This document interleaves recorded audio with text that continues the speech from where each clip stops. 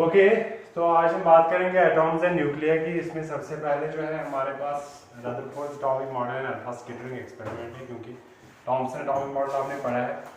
तो ये हमने ऑप्टिक्स का चैप्टर अभी पेंडिंग रखा हुआ है। हम पहले ये यूनिट्स करेंगे कंप्लीट, क्योंकि जो आपने पार्ट सेकंड शुरू किया था स्कूल में, उसमें आपने जो है dual nature of matter radiation complete किया था। उसका अगला जो है हमारे पास एटॉम्स एंड न्यूक्लिया है। इसमें सबसे पहले अल्फा स्कैटरिंग एक्सपेरिमेंट है, जो रदरफोर्ड आप पता नहीं कितने सालों से पढ़े आ रहे हो, 9th क्लास से पढ़ रहे हो आप। ये बेसिकली क्या किया था इसने अल्फा स्कैटरिंग एक्सपेरिमेंट में, इसने लिया था एक लेड ब्लॉक और लेड ब्लॉक के अंदर रखा था एक रेडियो एक्टिव न्यूक्लियाई। जो रेडियो एक्टिव मतलब क्या होता है कि जो एमिट करता है, जो रेडिएशन वाइज एक्टिव है, जिसका न्यूक्लियस एमिट करता है different types of radio active radiations like alpha, beta, gamma rays. Alright, फिलहाल हम कॉन्सेंट्रेट कर रहे हैं यहाँ पे, जो यहाँ पे अल्फा पार्टिकल्स निकल रहे हैं।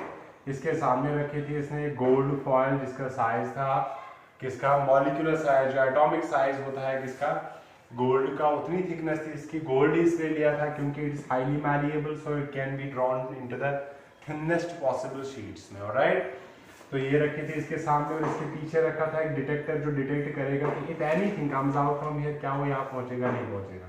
तो यहाँ पे एक हमारे पास था डिटेक्टर। तो ये था इसका सेटअप। तो इसने क्या कर लिया था, इसने ऑब्जर्व कर लिया कि इसने बोला कि ये जो हमारे पास रेडियो एक्टिव एटम है, रेडियो एक्टिव न्यूक्लियस, इससे निकलते हैं अल्फा पार्टिकल्स। तो इसने इस सेटअप से इसने ऑब्जर्व कर लिए थे कुछ चीजें। क्या कहा कि अगर मान लो 1000 अल्फा पार्टिकल्स है, 1000 में से मैक्सिमम पॉसिबल ऑलमोस्ट 990 ऐसे पार्टिकल्स है जो सीधा इसके थ्रू पास हो रहे हैं विदाउट एनी डिफ्लेक्शन, जिनमें कोई भी डेविएशन नहीं हो रही है, सीधा जैसे कुछ है ही नहीं, सीधा आगे जा रहे हैं। ओके, सेकंड थिंग इसने क्या बोला था कि बहुत कम ऐसे पार्टिकल्स है, अल्फा पार्टिकल जो है, जो स्मॉल एंगल्स पे डिविएट हो जाते हैं फ्रॉम द मेन। अगर वो सीधा जाते हैं तो उस एक्चुअल लाइन से वो डिविएट हो जाते हैं किसी एंगल पे। ऑलराइट, वो क्या होता है हम बाद में देखेंगे। इसके बाद इसने ये देखा कि very few, 1 out of every 1000 और समथिंग लाइक दैट, कि ये क्या होते हैं, अल्फा पार्टिकल जाते हैं, कोलाइड करने के बाद वापस आ जाते हैं, रिटर्न बैक होते हैं।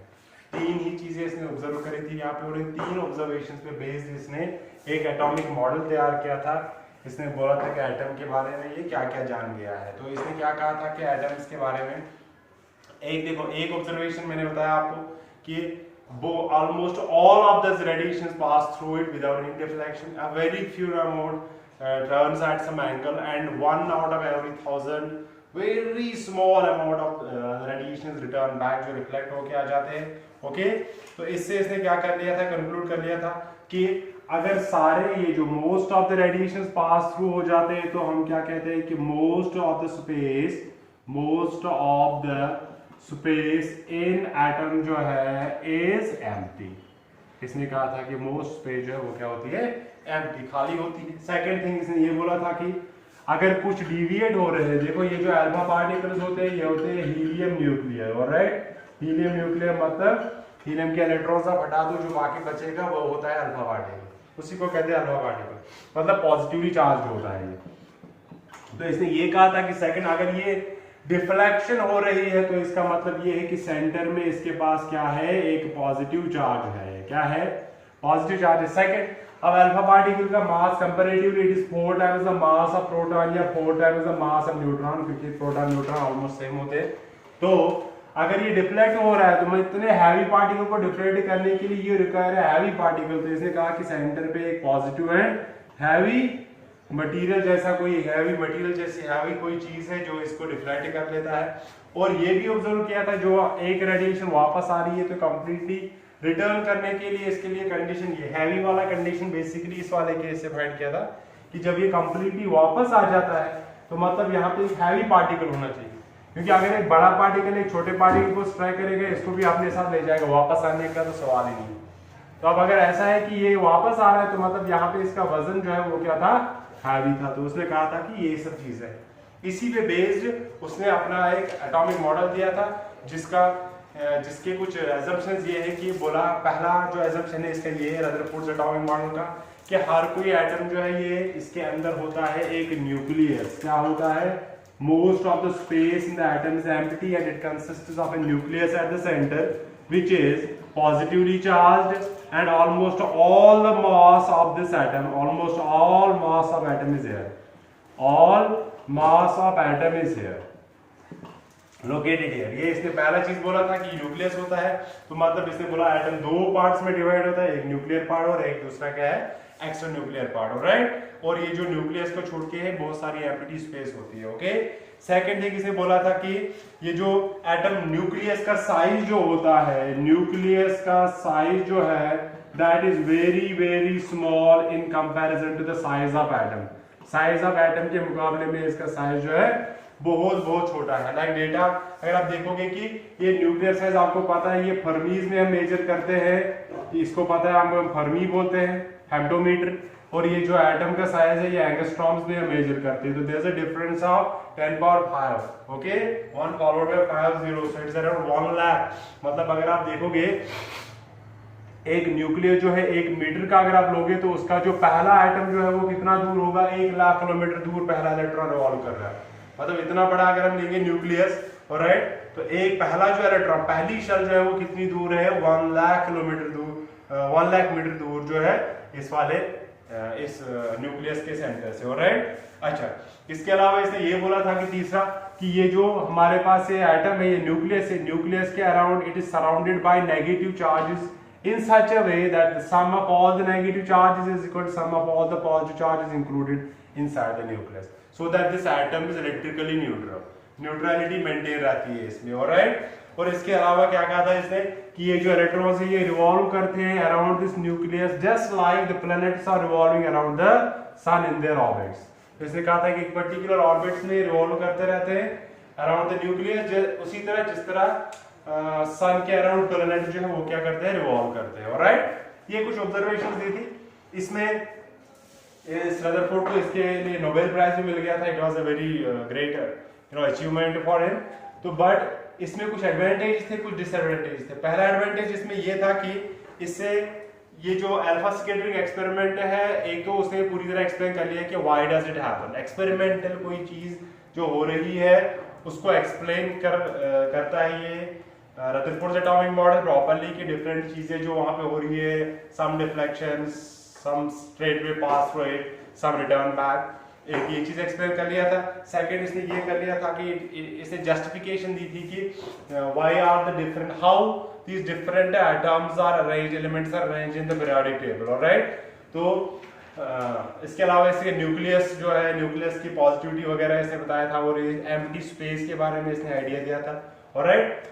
तो ये मेन जो चीजें थी रदरफोर्ड एटॉमिक मॉडल के वो ये थे। मगर डिसएडवांटेज इसका एक ये था कि जिसकी वजह से लेटर ऑन इसको मॉडिफाई करना पड़ा, वो ये था कि ये stability of this atomic shells जो है, ऑर्बिट जो है एक्सप्लेन नहीं कर पाया।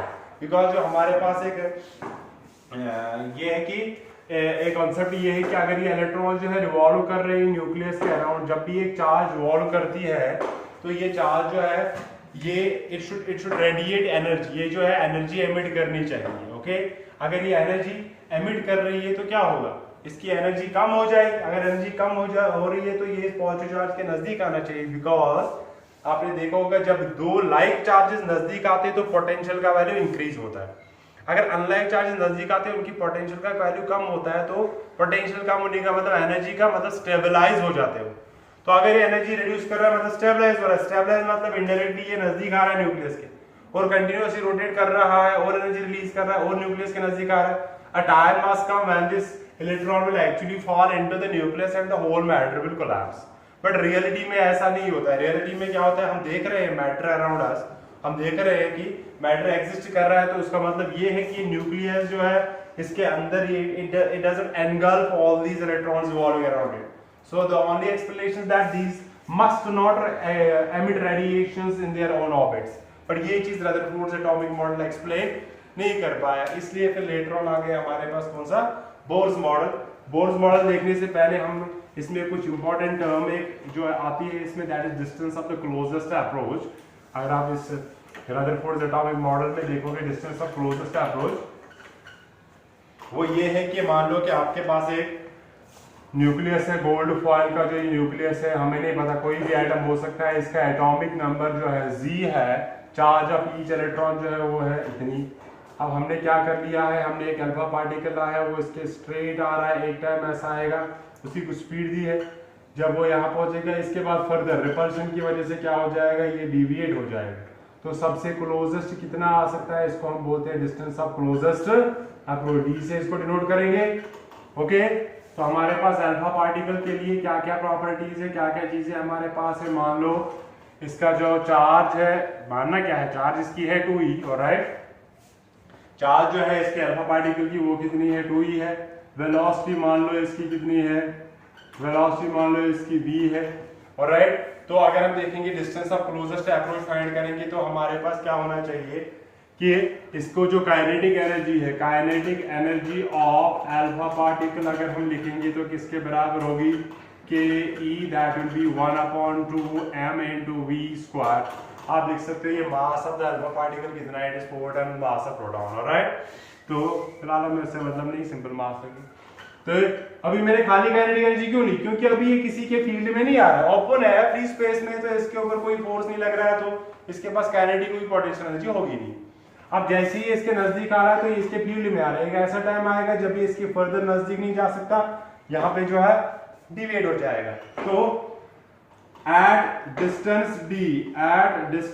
d, जिसको हम बोलेंगे डिस्टेंस ऑफ क्लोजेस्ट अप्रोच, जिसको हम बोलते हैं क्या, sorry, distance of closest approach, distance of closest approach d।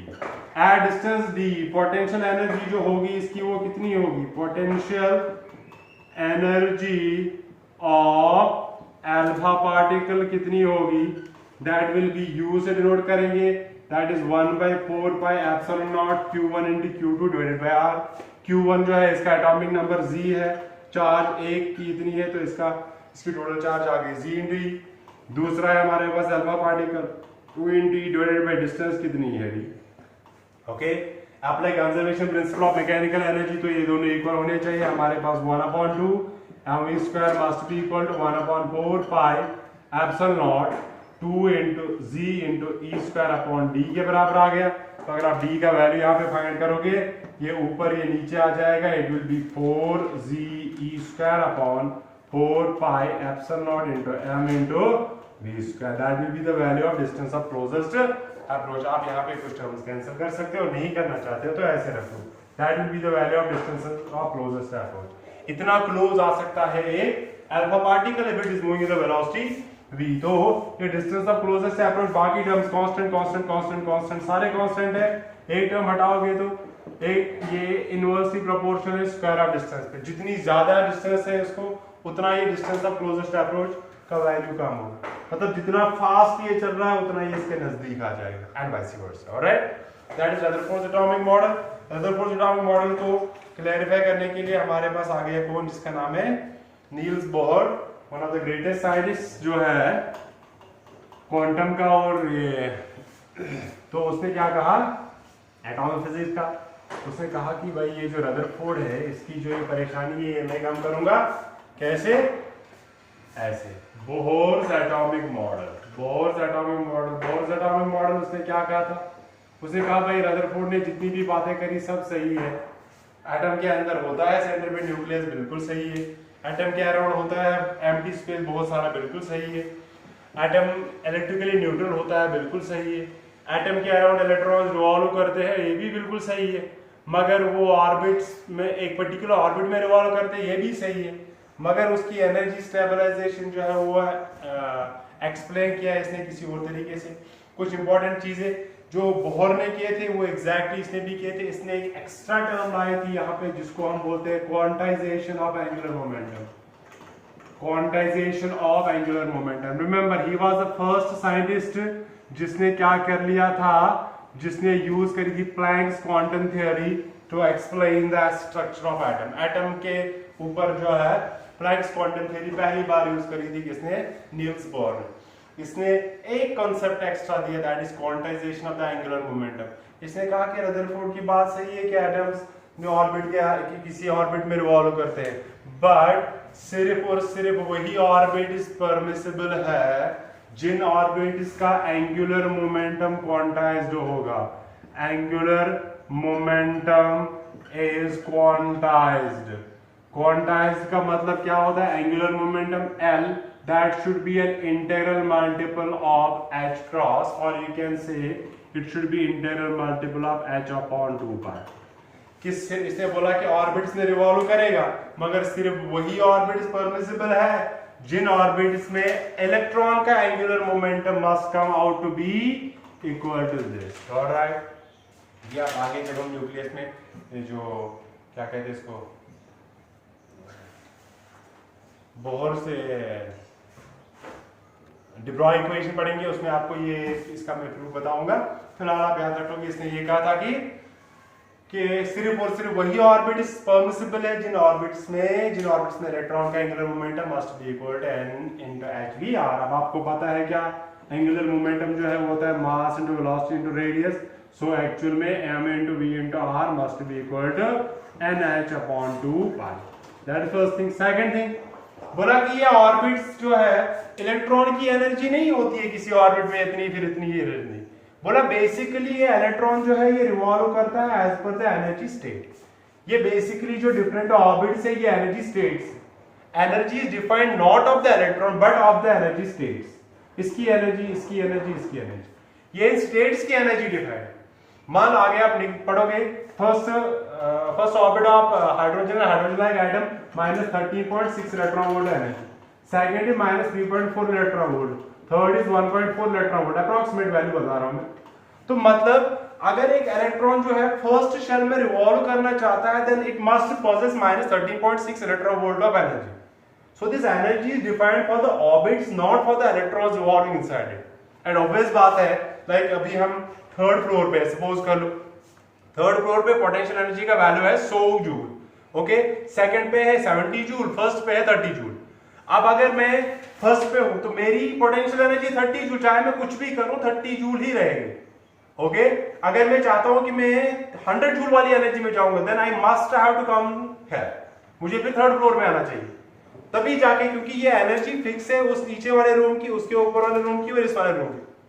तो अगर आप उस स्टेट में आना चाहते हो your energy will be equal to that energy defined for that state. Same कहा था इसने, डिफरेंस इतना ही। उसने कहा था कि एनर्जी इलेक्ट्रॉन की वो रिवॉल्व करता है, अगर वो रिवॉल्व करता है एनर्जी एमिट करेगा, लूज करेगा तो फाइनली फॉल करेगा न्यूक्लियस में। इसने कहा नहीं भाई ऐसा नहीं, ये एनर्जी है इससे रूम्स की तरफ। मान लो ये एटम जो है इसके डिफरेंट शेल जो है ये रूम्स, रूम के लिए नीचे वाले रूम ग्राउंड से 10 मीटर दूर है तो एनर्जी होगी लेट्स से 50 जूल, 50 जूल, ये चेंज नहीं होगा। ये रूम जितना दूर है इस अर्थ से वो फिक्स रहेगा through out the time, alright. और उसमें अगर आप आओगे तो आपकी एनर्जी उतनी ही है 50 जूल। अगर आप टॉप फ्लोर पे जाओगे, टॉप फ्लोर पे जो है हाइट अबव द सरफेस है 100 मीटर, तो आप कैलकुलेट करोगे mgh पोटेंशियल एनर्जी जो है वो है 1000 जूल, तो आप यहाँ पहुंचोगे आपकी energy 1000 joule. It doesn't define कि आप अब आप जंप करोगे यहाँ से नीचे तो आपकी एनर्जी जो है वो कम हो जाएगी, कितनी 1000 माइनस जितना भी उसमें वैल्यू होगा। तो ये इसने कहा था कि इस वजह से क्या होता है कि जब भी ये फिर ये एनर्जी एमिट कब करेंगे या रिलीज कब करेंगे, बोला जब भी ये अपने शेल्स इंटरचेंज करेंगे। मान लो कि नीचे वाले इसमें -30.6 इलेक्ट्रॉन वोल्ट है, this one is lesser than this one, negative value जितना ज्यादा होगा उतना कम होता है। तो इलेक्ट्रॉन यहाँ पे अगर मान लो इलेक्ट्रॉन यहां से नीचे आ जाएगा, इधर ऊपर से आ जाएगा नीचे, तो जितनी इनके बीच में डिफरेंस एनर्जी है तब जाके ये एनर्जी रिलीज करेगा in the form of electromagnetic radiations. अगर ये यहां से नीचे आता है तो इसने क्या कहा था कि एक गिवन ऑर्बिट में ये एनर्जी रिलीज कर ही नहीं सकता क्योंकि उसमें एनर्जी फिक्स है। तो ये एनर्जी तभी रिलीज करेगा when it shifts it's orbits from one two another. अगर ये हायर ऑर्बिट से आउटर ऑर्बिट से इनर ऑर्बिट से आ रहा है तो it will emit energy in the form of Qantas. That's why I told you he was the first scientist who used this concept of Planck's quantum theory that the energy of each quanta is given by n times h into v, n is the number of the quantas, alright। तो जितनी energy difference होगी उतनी ही energy emit करेगा in the form of electromagnetic radiations, alright। So he was the first scientist to use the angular quantization of angular momentum concept and Planck's quantum theory to explain the emission of energy from the different shells of the atom. That is Bohr's atomic model। और इस तरह से इसने explain कर लिया था कि the energy emitted, जो एनर्जी एमिट होगी between two shells, that is equal to h nu as per the Planck's quantum theory and it will be equal to the difference of energies between the two shells, alright। तो अब इसके कुछ important देखेंगे कि ये hydrogen atom के लिए इसने क्या क्या चीजें हमें निकाल के दी थी। रेडियस का value, energy in nth orbit, और इसके अलावा हमारे पास क्या था, ये फ्रीक्वेंसी का वैल्यू कितना आ जाएगा। ओके, तो सबसे पहले हम देखेंगे डिफरेंट टर्म्स इसके। बोहर को भी इस एटॉमिक मॉडल के लिए मिला था नोबेल प्राइज। ओके, तो बोहर्स एटॉमिक मॉडल में हम सबसे पहले देखेंगे कि for hydrogen like atom, Bohr's atomic model for hydrogen and hydrogen like atoms, hydrogen and hydrogen like atom मतलब सिंगल इलेक्ट्रॉन वाले एटम्स के लिए। ओके, जिनके पास single helium 1 positive, lithium 2 positive, helium 3 positive and so on. Alright, अच्छा मान लो हमारे पास क्या है, पहले हम हाइड्रोजन एटम की बात करेंगे सिंपली, हटा दो हाइड्रोजन लाइक, पहले हाइड्रोजन की बात करेंगे, उसके लिए हम अप्लाई करोगे। तो इसमें एक इलेक्ट्रॉन है जो रिवॉल्व करता है इसमें किसी वेलोसिटी के साथ, ऐसे भी वेलोसिटी है उसकी। ओके, सेंटर पे प्लस ई चार्ज है, इसका रेडियस मान लो r है, तो यहाँ पे है माइनस ई चार्ज इसकी जो मूव कर रही है द वेलोसिटी। ओके, अगर ये सर्कुलर मोशन में कर रहा है तो सेंट्रीपिटल फोर्स किससे आएगा, इलेक्ट्रोस्टैटिक फोर्स। तो v मान लो इसकी speed of electron, speed of electron, और राइट r मान लो radius of orbit, radius of orbit. कौन से ऑर्बिट की बात करेंगे, फिलहाल हम जनरल करेंगे बात, nth ऑर्बिट लिखेंगे तो nth ऑर्बिट की बात करेंगे, nth orbit, velocity in the nth orbit, speed of electron in nth orbit. तो centripetal force is provided by किसकी वजह से, centripetal force is provided by किससे, electrostatic force, electrostatic force that is given by Coulomb's law. तो हमारे पास आएगा mv(n)² upon rn will be equal to electrostatic force between two charge किसके बराबर होता है, 1/4πε0 k से नोट करेंगे, by product of charge e into e² divided by radius का स्क्वायर rn का स्क्वायर आ गया ये। That is how you calculate the centripetal force. Alright, तो हमारे पास अगर आप देखोगे rn एंड दिस कैंसिल, तो mvn का स्क्वायर जो है वो बनेगा किसके बराबर, ke² अपॉन rn के बराबर। ये आ गया हमारे पास एक स्टेटमेंट इससे। ओके, तो अगर आप देखेंगे यहाँ पे v का वैल्यू फाइंड करेंगे, देखो हमारे पास ये भी है, वी नो कि mvr that is angular momentum, अभी हमने देखा था vnrn that is equal to nh upon 2π के बराबर। अगर आप यहाँ पे vn का वैल्यू निकालोगे तो कितना आएगा, nh upon 2π m into rn के बराबर। Put this value in this equation, we get m into vn का square that is n squared h squared upon 4π² m square rn square equal to किसके बराबर, this is ke² upon rn। Okay, m का ये square cancel, rn का ये square cancel, तो हमारे पास बच गया n² h² upon 4π² m rn आ गया ke²। इसको नीचे इसको ऊपर ले जाओ तो rn का वैल्यू आएगा n² h² 4π² m into ke²। थोड़ा सा सिंप्लीफाई कर सकते हैं इसको, के का वैल्यू आपको पता है किसके बराबर होता है, it is n² h² upon 4π² me²।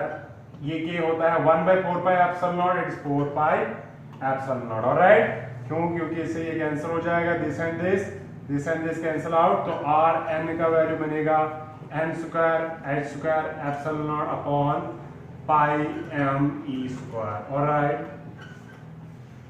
तो ये आ गया रेडियस ऑफ nth ऑर्बिट, और radius of nth orbit find करने से आपको क्या मिलेगा, रेडियस ऑफ nth ऑर्बिट अगर आप देखोगे rn different terms, h is constant, epsilon constant, pi constant, m constant, e constant, तो आप देखोगे रेडियस जो है डायरेक्टली प्रोपोर्शनल है n² के ऊपर। तो जितना नंबर ऑफ शेल होगा उतना ही ज्यादा उसका क्या होगा, रेडियस भी होगा उतना ही ज्यादा।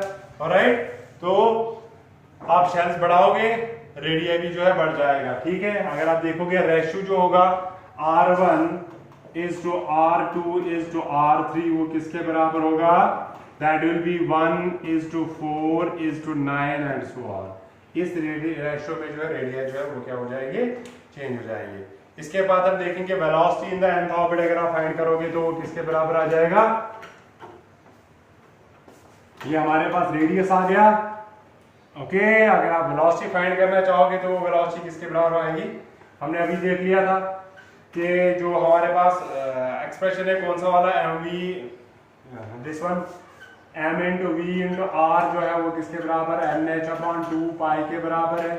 तो m v n r n जो है that is n h upon 2 pi. तो वी एन जो है वो किसके बराबर आएगा, n h upon 2 pi into m into r n के बराबर। अब आर एन का वैल्यू अगर आप इसमें डालोगे तो आपके पास एक्सप्रेशन आ जाएगा किसके बराबर, this v n will be equal to 4 pi square m e square 4 pi square, direct result लिख रहा हूं मैं, m e square into k divided by m square h square, m square h square. इसमें बहुत सारे terms constant है, ये H है यहाँ पे। तो अगर आप देखोगे यहाँ पे कांस्टेंट टर्म्स हटा के आप देखोगे it's inversely proportional to m square. मतलब जितना आप ऑर्बिट्स का नंबर बढ़ाओगे उतनी स्पीड जो है कम होगी। मतलब इलेक्ट्रॉन सबसे फास्ट रिवॉल्व करेगा पहले क्षण में, स्लोएस्ट करेगा इन द लास्ट क्षण में। ऑलराइट, अच्छा ये है वेलोसिटी इन द nth क्षण। इसके बाद अगर आप देखोगे क्या कि इसकी एनर्जी जो है इन दिस nth क्षण वो किसके बराबर होगी। एनर्जी हमारे पास दो टाइप की होती है, काइनेटिक एनर्जी देखेंगे at in initial, kinetic energy in nth क्षण अगर हम देखेंगे किसके बराबर होगी, kinetic energy that will be 1/2 m into v n square, that is 1/2 m into v n के बदले में ये वैल्यू डालेंगे इसका square that is 4 pi square m e square के divided by n square h square का whole square. ये हमारे पास वी एन आ गया, ठीक है कि नहीं। अगर हम इसको सिंप्लीफाई करेंगे, फिलहाल इसको ऐसे ही रहने दो, हमें सिंप्लीफाई करने की कोई जरूरत नहीं है। अगर आप करना भी चाहते हो तो कर सकते हो आप। It 16 pi square m cube, छोड़ो इसको रहने दो ऐसे, ये लंबा हो जाएगा खामा का। काइनेटिक एनर्जी इतनी आ गई। पोटेंशियल एनर्जी अगर आप फाइंड करना चाहोगे किसके बराबर आ जाएगा, potential energy that is equal to k Q1 into Q2 that is E into e square upon r n. R n का जनरल वैल्यू अगर आप डालोगे तो वो किसके बराबर आ जाएगा, so this value will come out to be, मैं सिंपली इसमें वैल्यू डालूंगा तो ये किसके बराबर आ जाएगा, आर एन का value that is n square h square that is k E square upon n square h square, और न्यूमरेटर में जाएगा हमारे पास 4 pi square m e square, 4 pi square m e square into k बराबर। Alright, ये इसके बराबर बन गया हमारे पास। ऑलराइट, तो सॉरी ये बोर्ड वन थिंग, ये जो यहाँ पे वैल्यू है वी एन का वैल्यू, ये ठीक है, वी एन का वैल्यू ये भी ठीक है नहीं। ऑलराइट, तो ये पोटेंशियल एनर्जी का वैल्यू इसके बराबर आ जाएगा हमारे पास। अगर आप इन दोनों के एनर्जीज को सम अप करोगे तो हमारे पास जो ये टोटल एनर्जी जो है वो किसके बराबर बन जाएगी, total energy will come out be, मैं डायरेक्ट आपको रिजल्ट इसका लिख लेता हूं, that will come out be energy in the nth shell is equal to minus 2 pi square m e power 4 k square divided by n square h square। Alright, इसके बराबर general total value अगर आप potential energy plus kinetic energy का total sum करोगे, simplify करोगे, this will come out to be n square h square के बराबर आ जाएगा ये। और जब हम ये एनर्जी देखेंगे इसको अगर आप सिंपलीफाई करोगे सबको एक्सेप्ट n, तो ई n का वैल्यू आ जाता है minus 13.6 electron volt upon m square के बराबर इन एनी n का वैल्यू है नंबर ऑफ ऑर्बिट का, ठीक है। ऑर्बिट का वैल्यू जितना बढ़ाओगे एनर्जी का वैल्यू जो है उतना ही क्या हो जाएगा, कम हो जाएगा। अगर आप फर्स्ट शेल देखोगे for ground state n equal to 1, energy जो होगी वो कितनी होगी, माइनस 13.6 इलेक्ट्रॉन वोल्ट। ऑलराइट, ठीक है कि नहीं।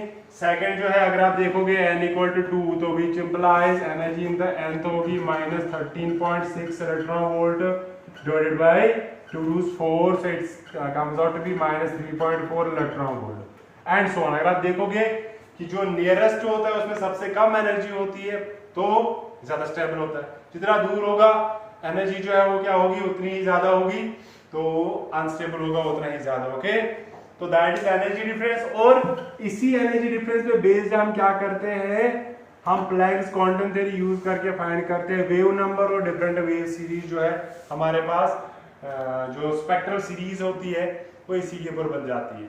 जो मैंने आपको बोला पहले ही कि अगर हमारे पास एक न्यूक्लियस है, उसके डिफरेंट शेल्स है, अगर इसकी मान लो 3.4 इलेक्ट्रॉन वोल्ट एनर्जी है, इसकी है 13.6 इलेक्ट्रॉन वोल्ट, अगर ये यहाँ से यहाँ आएगा एमिट करेगा कितना, अराउंड सम 10.2 इलेक्ट्रॉन वोल्ट जो है एमिट करेगा, ये 10.2 इलेक्ट्रॉन वोल्ट एमिट करेगा in the form of radiation. अगर ये थर्ड से नीचे आ गया तो ये अराउंड करेगा 12 electron volt, 12.4 electron volt emit. तो मतलब डिफरेंट शेल से जब नीचे आएगा तो ये अलग अलग लेवल ऑफ एनर्जीज, अलग अलग रेडिएशन एमिट करेगा, तो ये एक सीरीज ऑफ एनर्जीज बन जाती है। ये जो एमिट होता है बैंड ऑफ सीरीज को हम स्पेक्ट्रम बोलते हैं। अगर ये एमिट कर रहा है तो एमिशन स्पेक्ट्रम, अगर ये नीचे से हमें इसको ऊपर ले जाना है तो हमें इतनी एनर्जी देनी पड़ेगी, 10.2 देनी पड़ेगी, तब जाके सेकंड शेल में जाएगा, तो एब्जॉर्ब करेगा डिफरेंट एनर्जीज, एब्जॉर्प्शन स्पेक्ट्रम बनेगा। और उनकी डिफरेंट सीरीज जो है वो कैसे बनते हैं वो नेक्स्ट लेक्चर में देखेंगे। That's all for today.